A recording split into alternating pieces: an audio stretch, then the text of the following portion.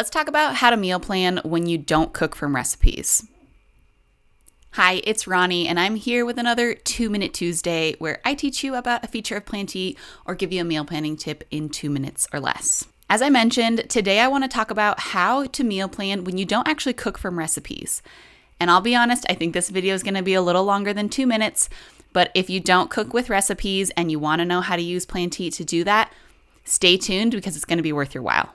If you're someone who's already pretty confident in the kitchen, or maybe you just have a set of recipes that you use that you know how to make and you don't have to import them from the internet, I have 3 ways that you can use Plan to Eat to still plan for these recipes and make sure you buy the ingredients that you need. So the first one is here in the recipe book. And all we're going to do is just create a quick recipe for this recipe that you know by heart. So I'm going to come in and add recipe by hand. I'll give it a quick title. And then all I'm going to do is come down here and put in the ingredients that I already know I need for this fajita recipe.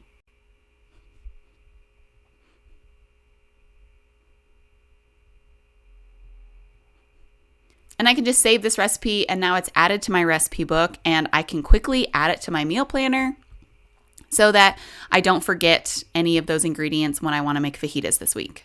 Alternatively, I can go over to the meal planner. Instead of having the fajita recipe on my meal planner, I can just simply tap on a day and I can plan the different ingredients here on my meal planner for the night that I want to be able to make fajitas.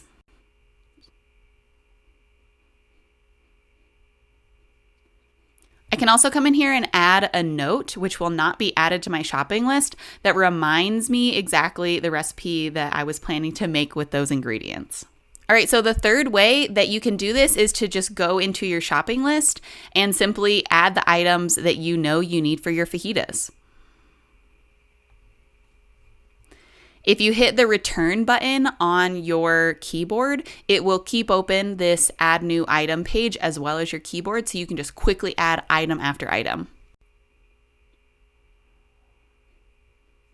Now those items are added here to my shopping list, and if I go back to my planner and I want to have a reminder for that we're eating fajitas on a certain night, I can once again and go in and plan a note that says fajitas.